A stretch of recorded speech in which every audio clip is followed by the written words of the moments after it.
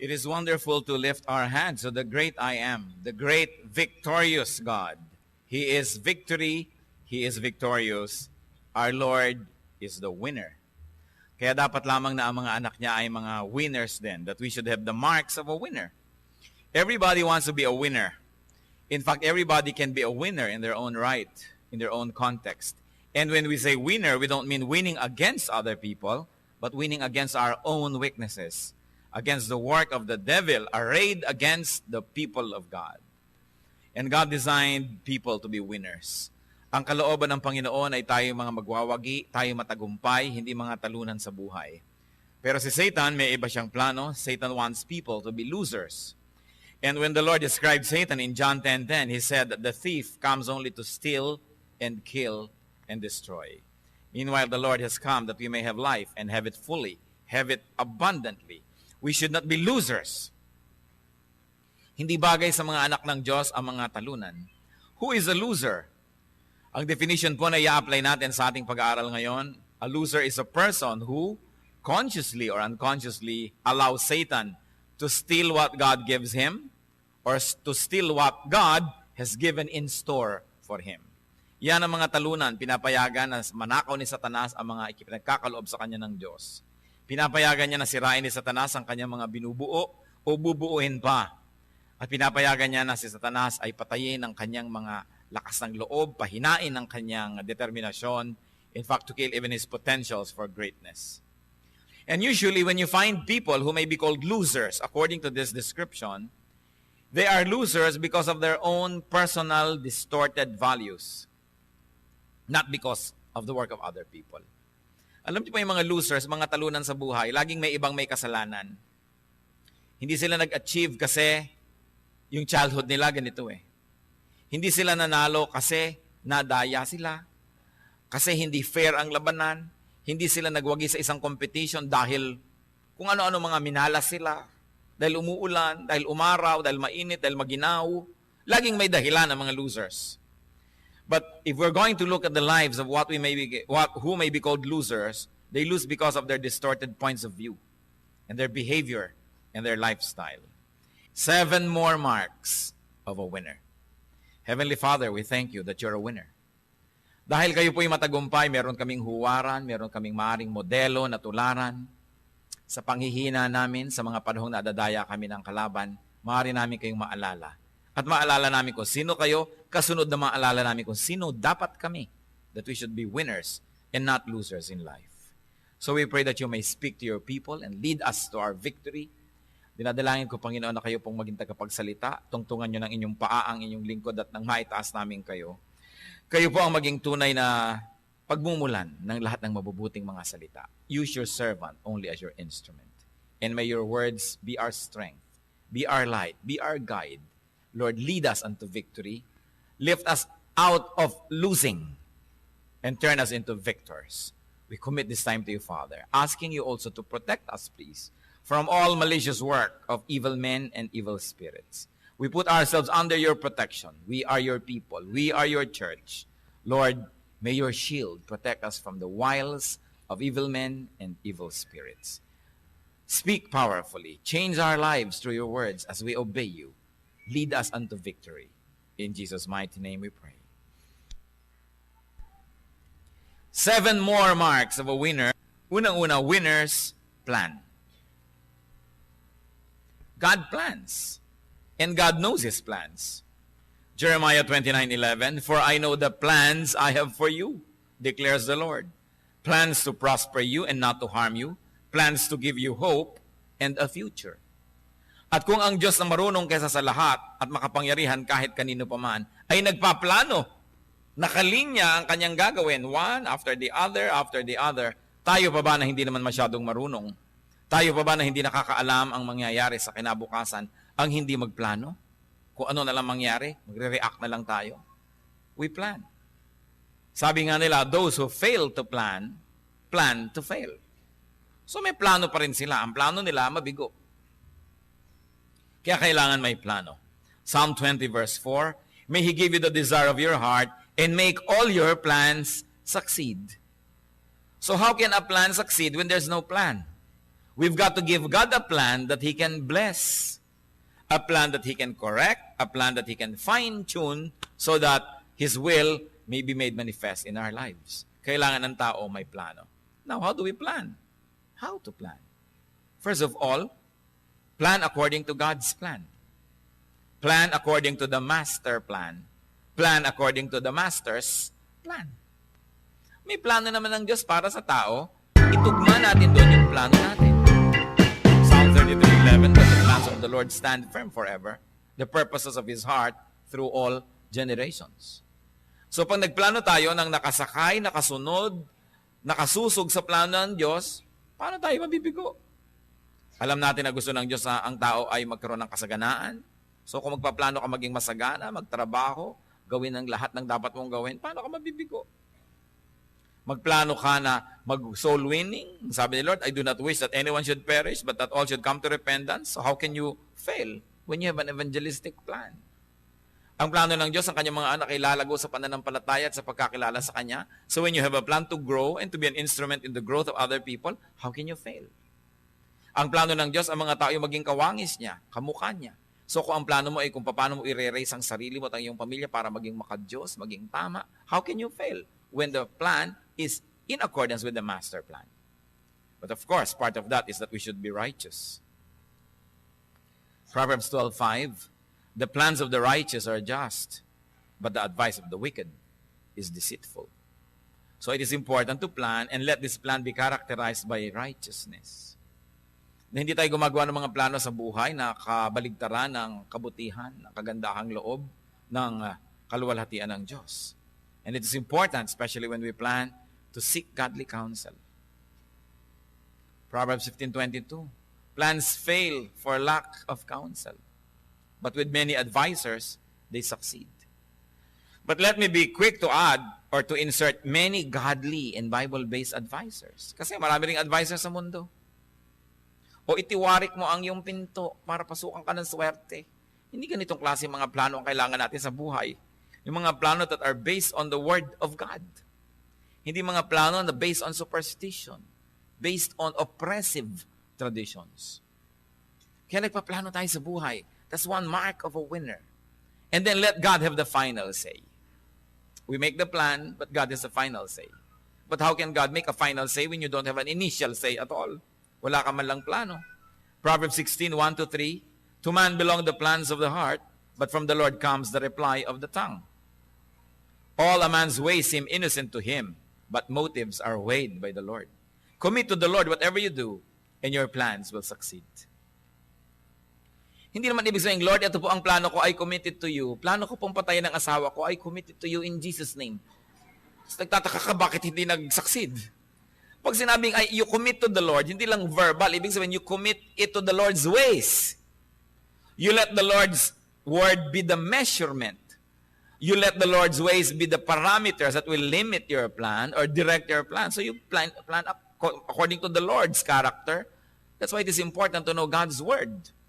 Nagpaplano ka maging prosperous o magtitinda ka ng drugs na illegal, parang hindi yata yun committing to the way of the Lord. In other words, yung general idea of your plan and the details of how it is carried out must all be godly. Proverbs 16:9, in his heart a man plans his course, but the Lord determines his steps. In other words, Lord, I have a general plan. I have, in fact, a more or less a specific plan, but show me every step of the way. May plano ako magnegosyo, Lord. Sa rami ng suppliers na ito, show me which one I will work with. Sa dami ng empleyado na nag-a-apply, show me which one to hire. May gagawin po ako ngayon. Alam pong uunahin ko, in other words, every step of the way. Kaya sinabi, the Lord determines His steps. How can you fail when the Lord who knows heaven and earth, who knows the past and the future and the present, leads you? We fail when we fail to let the Lord determine our steps. At laging yun ang gusto ni Satan na mangyari, malibang tayo, huwag tayong sumangguni sa Diyos, maging proud to make a decision without praying. We don't decide without praying because that will be going ahead of God. We pray. And we ask the Lord for a sensitive spirit. Kasi hindi naman lahat po ng guidance makikita natin sa Bible eh. Hindi naman lahat clear kung paano gagawin natin. So we have to have a discerning spirit. We ask the Lord through prayer. That's why when we are confused, we ask other people to pray for us. And we ask for practical advice from godly men and women. It is important. So, winner's plan. May plano po ba tayo?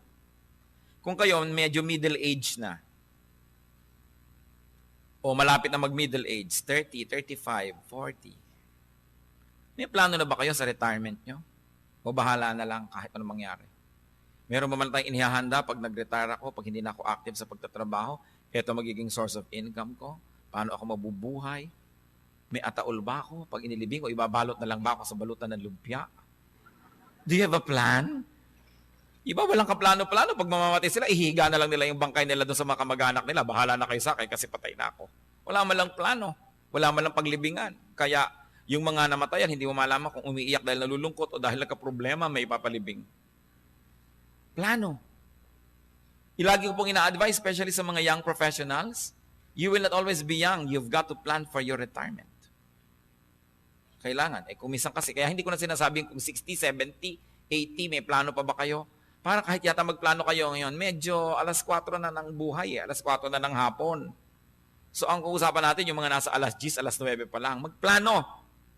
Mahalagang may plano. Winners focus and concentrate on the task at hand. Nehemiah 6:1-3. When word came to Sanballat, Tobiah, and Geshem, the Arab and the rest of our enemies, that I had rebuilt the wall and not a gap was left in it, though up to the time I had not set the doors and the gates, Sanballat and Geshem sent me this message. Come, let us meet together in one of the villages on the plain of Ono. But they were scheming to harm me.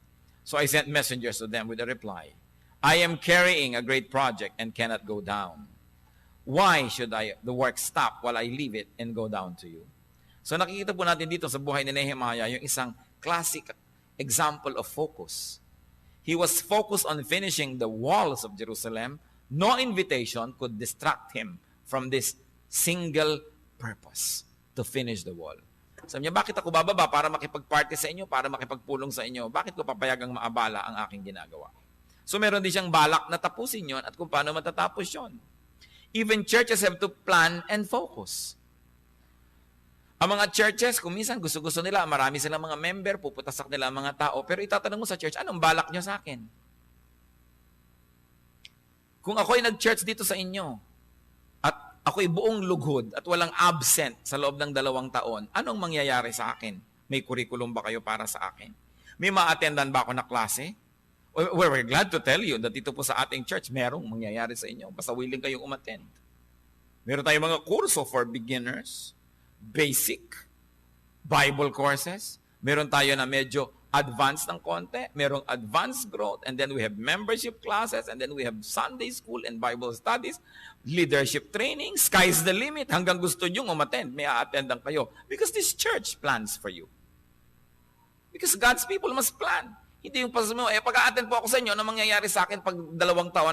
Baka naman, more or less, something will happen to you. Humigit kumulang. Ano yan? Humigit o kumulang? Ano ba talaga?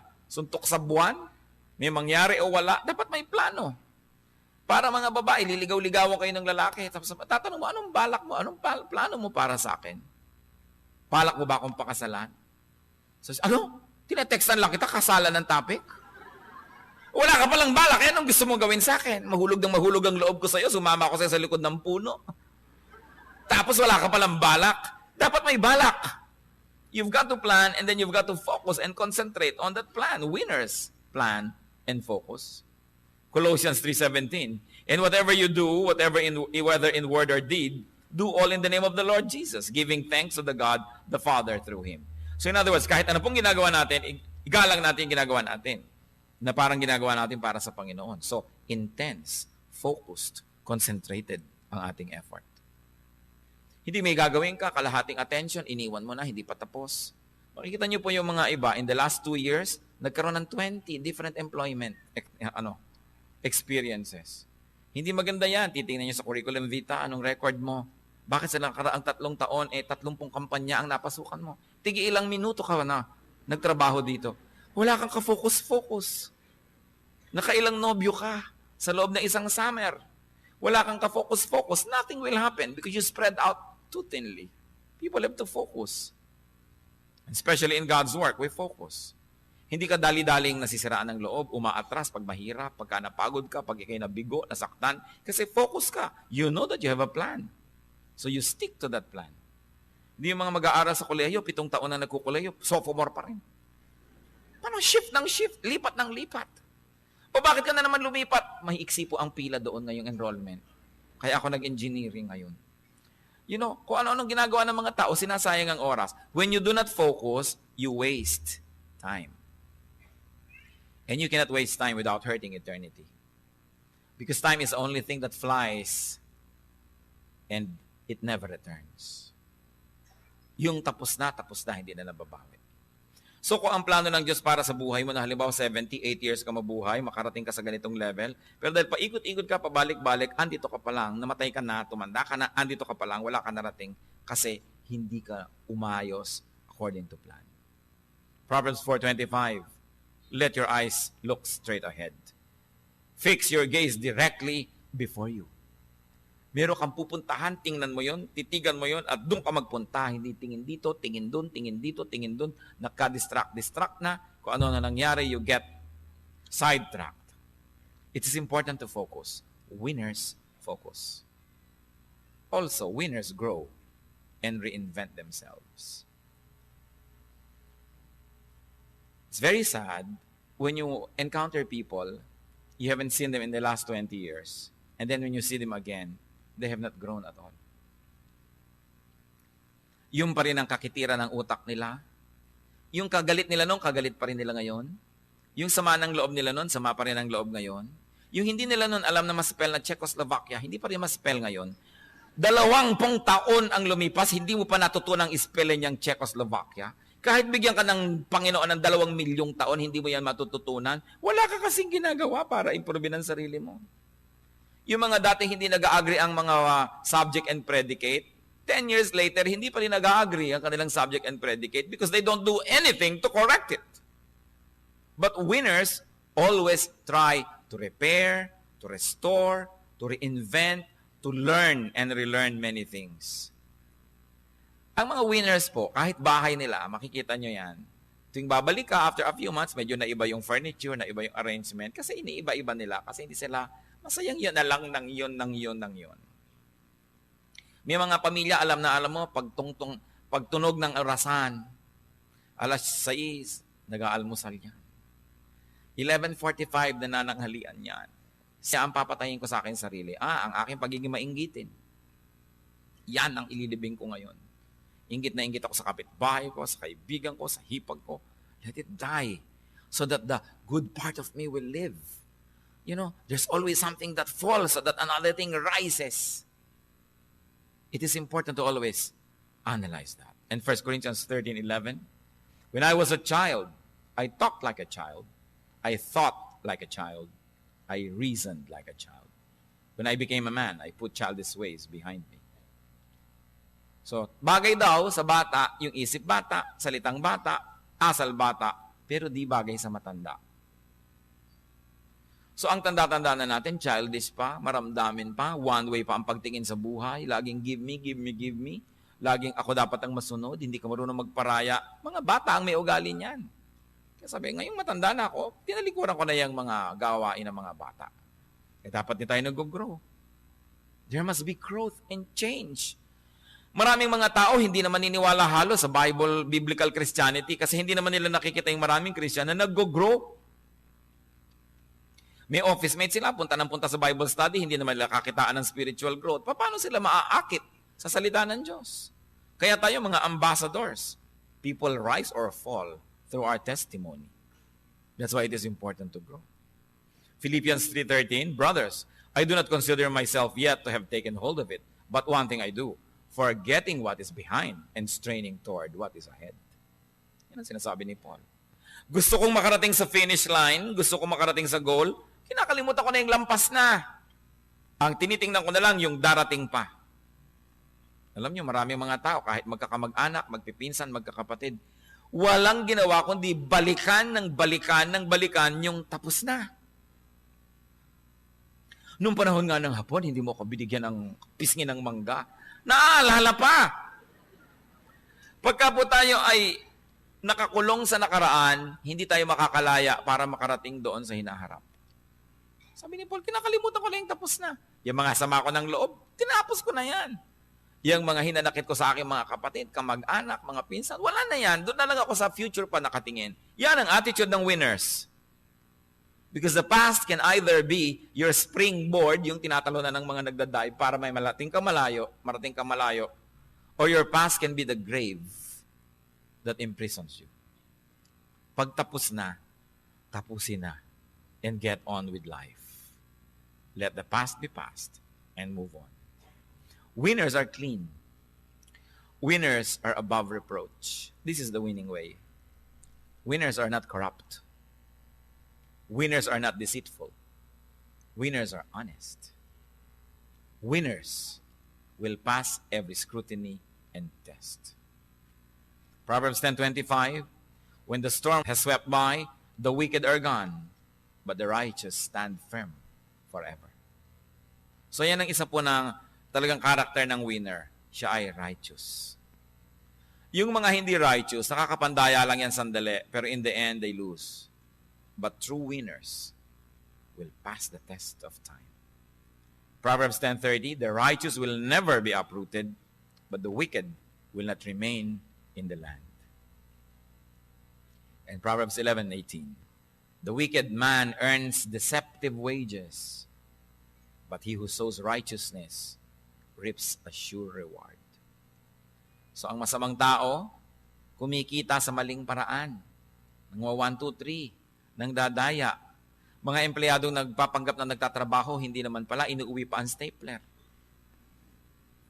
Mga employers naman na nagpapanggap na nagpapasweldo, pero hindi, sobrang konti ng ipinapasweldo, tapos tubo-tubo niya, ang laki-laki, kanya na lang. Deceptive din yung wage niya sa sarili niya. Kasi dapat yung katulong mo sa trabaho, katulong mo rin, kasama mo rin yan sa mga ani ng pinagtatrabahuhan. Yun daw gumagawa ng mabuti, tiyak na aani. Tiyak na aani ng mabuti. So true winners are righteous. Hindi sinasabi ng iba, kailangan maging wise ka. Ang ibig na sabihin ng wise tuso, ibig sabihin nilang wise, manglamang ka sa kapwa mo. Hindi ganun ibig sabihin ng wise. We must be measured by the word of God and by the wisdom and righteousness of God. Godly ways will always last because God lasts. Satan will not last. Satan has already been judged. It's only a matter of time. Sasali ka pa sa kanya, alam mo na ang ending niya. Kaya mahalaga na malinis ang ating mga pamamaraan. At lalong-lalo, mga kapatid, sa atin pong kapatiran, sa church, sa fellowship, huwag niyong pagsasamantalahan ang pagtitiwala ng kapwa dahil sa church kayo na-meet. Dahil sa church kayo nakita, kasama pa kayo sa fellowship, kasama kayong kumakanta sa choir, yun pala meron kang mga pandaraya na mga paraan, may mga business ka na hindi clean. You should never do this. But all the more, you should never do this in the church. Kaya nga ang lagi natin pong ipinapaalala sa mga kapatiran, huwag kayong lubos na mapagtiwala. Kasi maraming mga sumasali sa atin, nakiki-brother, nakiki-sister, para pagsamantalahan ang ating pagtitiwala. Tulad ng mga bag nyo, hawak nyo ba ngayon? Baka naman, taimtim ang pagdarasal nyo at nakapikit na kayo, na may kamay na pala sa loob ng bag nyo. Marami kasing ganon. Hindi lang dito, sa maraming mga churches. Kaya nga tayo maraming mata, may mga kaagapay tayo. Tinitingnan kung may mga dumudukot sa bag nyo habang nagpe-pray kayo. Pero kailangan hawak nyo rin. Dahil maraming hindi totoong Kristiyano sumasama sa mga Christian pag-worship.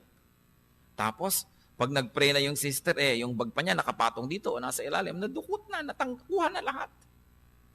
Kaya kahit, sabi nga ni Lord, be innocent as doves, but be wise as serpents. Hindi ko muna sa church ka, tiwalang-tiwala ka na. Sa grupo nga ni Lord, may Judas Di ba? Tingnan nyo nga katabi nyo. Hindi dahil siya ang Judas, sasabihin nyo, nabiktima ka na ba ni Judas? Pambihira Yung iba sobrang magtiwala, pupunta sa banyo, iiwan yung bag niya doon, suklay, tingnan sa kanyang mga nunal, nakuha na pala yung mga kung ano-anong laman ng bag niya. Alam niyo naman ng mga mandaraya, itatabi nila yung bag nila sa bag nyo. Kaya sa malayo, akala nyo yung bag nilang kinakalikot nila, pero yung bag nyo na. Kaya dapat kayo maging wise. Alam nyo ba kung bakit ang mga buslo ng offering natin ay ubod ng lalalim? Use your imagination. Hindi nyo mai-straw ang laman yan. Dahil yung mga iba plate. Alam nyo po ba na may naghahanap buhay na meron silang ang laki-laki lang nakabuka na 5 piso? Ipit-ipit ang dulo ng daliri nila. Pag idadrop nilang ganon, yung ibang daliri nila dito may kinukuha 50 pesos o 500. Ang hanap buhay nila, tuwang-tuwa naman yung church. Ako yung bisita natin, hindi pumapalya. Paano papalya? Ipinaghahanap buhayan niya ang inyong offering plate. Maraming nagsasamantala. Kaya kailangan tayo mga anak ng Diyos, gising ang utak. Kahit na nananalangin ka taimtim, hindi mo pinapayagan na pagsamantalang ka ng iba. Mabuti na lamang at maganda ang mga pangako ng Diyos. Pero madami sa pangakong yan in the long run. Pero in the short run, pag hindi ka nagbantay, natatalo ka on a daily basis. So dapat panalo na tayo in the long run, pati sa short run. So, winners are above reproach. Winners are clean. Winners are also dignified. Winners are clothed with dignity.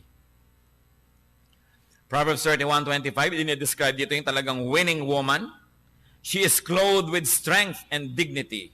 She can laugh at the days to come. At alam niyo, ibig sabihin nun, may pera siya. Pwede niyang pagtawanan yung mga days to come, days of want, days of sickness, days of need. Pwede niyang pagtawanan kasi handa siya. Meron siyang dignity. Kasi kaya kailangan natin magsikap eh. Kaya ang Panginoon, sabi niya, 6 days you shall labor and on the 7th you will rest. Para meron kang enough na maipon para sa day of rest mo, hindi ka nagtatrabaho, pero may kakainin ka. Kaya sa buhay din natin, mabubuhay ka ng 50, 60, 70 years, nagtatrabaho ka all along, dapat sa panahon na hindi ka na magtatrabaho, magre-retire ka na, hindi ka na masyadong active, meron ka naman ngayong ginagasta-gasta. Para hindi ka hihingi-hingi, hindi ka aasa-asa kung kani-kanino. That's why we should plan. And the people of God, the winners, can be dignified. They are clothed with dignity. At hindi naman masama kumisan na tumatanggap ka ng tulong ng iba, lalo't nung araw naman, nakatulong ka rin sa kanila. Kaya maganda rin matulungin habang ikaw ay uso, habang ikaw ay mapera, habang ikaw ay malakas, tulong ng tulong. Hindi mo alam kung kailan ka naman mangangailangan ng tulong. Pero mahalaga to be dignified. Proverbs 31 talks about this very dignified woman. You know why she's dignified? Ang description dito, her arms are strong, she works, nagwiwib, nagbuburda, nagtatanim, nagnenegosyo, kaya freeload. Salvation lang ang libre. You teach salvation. And then the people of the Lord must work. They must work for the church. They must work in the church so that the church can feed them spiritually also. Alangan mang dating ka lang ng dating, eto na ako, umpisahan na worship. O nakaupo na ako, ba't hindi pa naka-on ang aircon? O nandito na ako sa toilet, bakit walang toilet paper? O narito na ako, ang mga Kristiyano po dapat tayo lagi part of the solution. Once in a while, it cannot be helped that we are part of the problem. But that should be the exception. Most of the time, we are there to be part of the solution. Hindi part of the problem. Meron pa pong, may libre ho ba kayong gamutan sa church nyo? Bakit ho? Kasi ho kung may libre, doon ako mag-church. Wala ho. Yan lang pala gusto nyo dito kung makakahig. Di ba? And if every member would like to do that, 1 week lang, patay na yung church kasi lahat kumahig. Di walang natira. Yes, we do. We help people. But we don't want that to be an attraction that people come dahil may libreng ganito, may libreng ganon. Dapat tayo may dignity. Philippians 4:11-12. Sabi ni Paul, I am not saying this because I am in need. For I have learned to be content whatever the circumstances. For what it is to be in need, and I know what it is. I know what it is to be in need, and I know what it is to have plenty. I have learned the secret of being content in any and every situation, whether well-fed or hungry, whether living in plenty or in want. Yan ang sinasabi ni Paul. Kung wala, magtiis. Maikli ang kumot, mamaluktot. Kahit ang kumot mo kasi laki lang ng panyo, ay naku, kaya mo likuin ang katawan mo para magkasya ka dyan. Bakit ka mangungutang manghihingi para malaki? Hindi naman mo tala na-earn itong bagay na ito. Magtiis. It is important. Mas igagalang mo yung tao nagtitiis kahit medyo gutom siya ng konti kasi yung busog na busog dahil pinanghihingi kung kani-kanino ang kinakain. It is important also to realize and to know that winners avoid negative attention. Winners avoid envy and jealousy. So yung mga totoong winners, kung yumayaman, hindi masyadong pinapahalata sa lahat na mayaman na siya. Kasi they will attract negative attention. Kasi ang susunod, pag may kabuhayan ka na, lahat ng mga linta gustong makisipsip sa kabuhayan mo. O kaya, yung mga magnanakaw, gustong nakawin ang kabuhayan mo. So, wise people, real winners, don't advertise their wealth. They do not display it. Because you want to avoid negative attention. By laying low, by being inconspicuous. Kaya nga pati naglilimos, sinasabi nyo, kayo maingay na naglilimos kayo. Huwag nyo ipagmakaingay na may pera kayo, ibinibigay nyo sa mahirap. Matthew 6:2. So when you give to the needy, do not announce it with trumpets, as the hypocrites do in the synagogues and on the streets, to be honored by men. I tell you the truth, they have received the reward in full. Napuri sila ng mga tao, nagkaroon silang publicity, yun na ang reward nila. Wala na silang reward sa langit. Eh kung gumawa ka ng mabuti, hindi napansin ng tao, ang Diyos na makatarungan ang magbibigay sa'yo ng pansin para magkaroon ng katarungan. It's much, much sweeter. Yung iba naman tatanong, gano'ng kalaki po? Ilang inches ang pangalan namin? O ilang inches ba gusto nyo? Naka-emboss? O para kitang-kita ng mga magnanakaw na mayaman kayo? Pwede yun. But wise people do not do that. They try to be just quiet. Kaya kitang-kita nyo naman empty cans strike cloud. Pero pag puno, tahimik ang lata. Pag maingay ang lata, walang laman. So, kahit wala kayong laman, tahimik kayo, napagkakamalang kayong puno. Pag daldal ka ng daldal, nalalaman ang baba pala ng IQ nito kasi in-advertise na ng mga pinagsasasabi mo. Kung tahimik ka, napagkakamalang ka matalino. It is wise to be quiet. James 3:16, for where you have envy and selfish ambition, there you find disorder and every evil practice. So why make yourself the object of people's jealousy and envy? Advice ko nga lalo sa mga nag-uumpisang yumaman, alam mo, sanay ang mga taong hindi ka mayaman, huwag ka magpakitang mayaman. Kasi mamaya nasa listahan ka na ng mga hold-upper, mga kidnapper. Mamaya problema ka na sa iyong security. Mamaya lahat ng tao gusto nang umutang sa iyo. Tsaka nagdududa ka na ngayon if people are friendly to you because you have money o dahil lang ba talagang friendly sila. So mas mabuting huwag mong i-advertise. At napakasarap ng hindi ka kinakainggitan. Kasi pag kinakainggitan ka, lahat ng masasamang balak gagawin ng tao laban sa iyo. So why will you want people to envy you and to be jealous of you? You would like to be out of sight so you can have peaceful life. Ang pinakamasarap yata sa buhay, lalo sa mayaman, yung ang yaman-yaman mo, tapos walang nakakaalam. Tahimik ang buhay mo. Mapayapa ka, nakakain mong gusto mo, nabibilin mong gusto mong gawin, natutulungan mo yung gusto mong tulungan, pero walang gumugulo sa buhay mo. Another mark of a winner. Winners know when to stop. Si Alexander the Great, kinonquer niya ang known world. Talaga namang parang domino na bumabagsak lahat ng kingdom. But he did not know when to stop. That led to his fall. Pati ba naman yung mga lugar na may malaria, sinakopan niya, natuka sa tuloy ng lamok, nagka-malaria, namatay. Pati ba naman yung kasi sinuot-suot pa niya. Ang mahirap kasi pagka pinapalaki mo yung empire mo, dumadami ang binabantayan mo. You should know when to stop. Si Hitler, ang pagkakamali niya, bumagsak na lahat ng Western Europe sa kanya, he turned eastward and attempted to conquer Russia. Yun ang kanyang naging fall. You should know when to stop. Mga kumpanya, ang laki-laki, ang lagu-lago, hindi ka titigil ng kalalagay ng branch at kotak-kotakot ng mga expansion. Marami bumabagsak dyan. Kumikita na ng malaki, tama na. Gusto pa more. Wala namang tao na panglagay doon, wala naman siyang support system. Ang nangyayari, sumasabog ang negosyo. Marami na pong sumabog na negosyong maganda sana, pero sinira ng expansion and diversification. Kasi ill-advised, kasi hindi sila handa. You should know when to stop. Kahit sa message, winner pastors know when to stop. Kaya titigil lang ako ngayon agad Dahil hindi yung pinagsawaan ka na, naglabasan ng mga butong pakwan, mga ulam, mga burong isda, gutom na yung mga tao, hindi ka patapos. You should know when to stop. 1 Timothy 6:9-10, people who want to get rich fall into a temptation and a trap and into many foolish and harmful desires that plunge men into ruin and destruction. For the love of money is the root of all kinds of evil. Some people, eager for money, have wandered from the faith and they pierce themselves with many griefs. So it's not really money that is the source of all evil, but the love of it. But lack of money is also the root of many evils. Kaya dapat naman talaga meron ka man lang minimum. Pero you should know when to stop. Yung mga pamilya na nasa-sacrifice sa sobrang family life nila dahil palaki ng palaki ang negosyo, you should know when to stop. Kahit naman dumami ng dumami ang pera mo, hindi ka naman kakain ng 3 kilong baka sa isang kainan lang. Habang yumayaman ka pa nga, siyempre, pakonti ng pakonti kinakain mo. Kasi ang mayayaman at mahirap, parehong konti ang kinakain. So, kinakontian mo dahil ayaw mong tumaba. So, bakit mo dadamihan?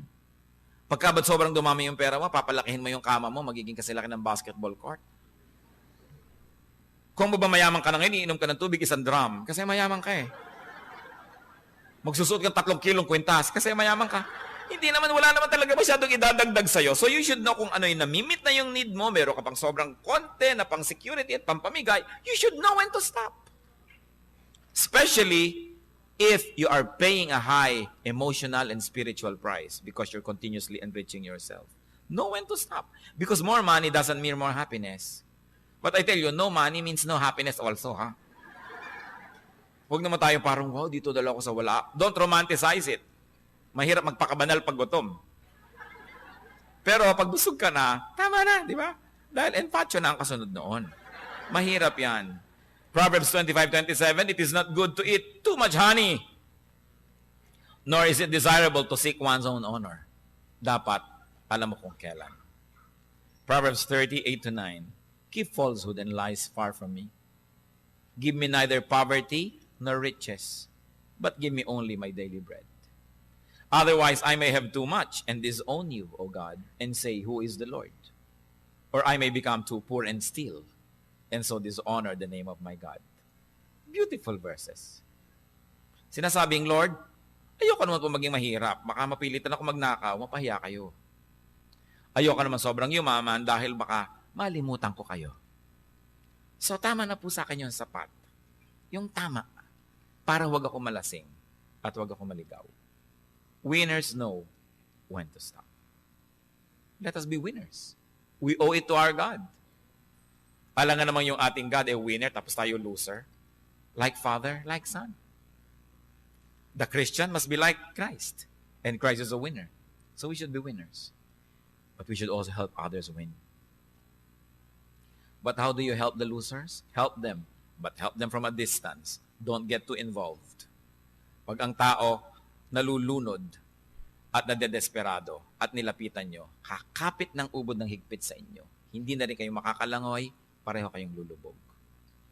Hinahagisan mo ng kahoy na pwede niyang hawakan, ng lubid, ng salbabida, kung ano man yon, but not too near. Tatandaan niyo po yan. Pag may alam kayong tao na parang pawasak ang buhay niya, para siyang hinihigop ng uli-uli, huwag kayong masyadong ma-involve. Mahalin nyo, tulungan nyo from a distance. Because you may not be strong enough. Then you will get sucked into his misery. At kung tayo po ay may anak o mga apo, mga pamangkin, let us raise children who will be winners. Instila natin silang ganito mga attitude. The attitude of a winner. Ano-ano po yan? Hindi na natin uulitin pa. Because I must stop. Pero ang mahalaga, alam po natin, these are the winning ways. Dear Lord, thank you for reminding us. Salamat sa iyong mga paalala. Salamat unang-una na hindi naman kami nakadestino maging talunan sa buhay. Because you're our God and you're victorious. Victory is available to us. Lord, help us to win, not against other people, but against our own weaknesses and against the work of Satan that seeks to destroy us.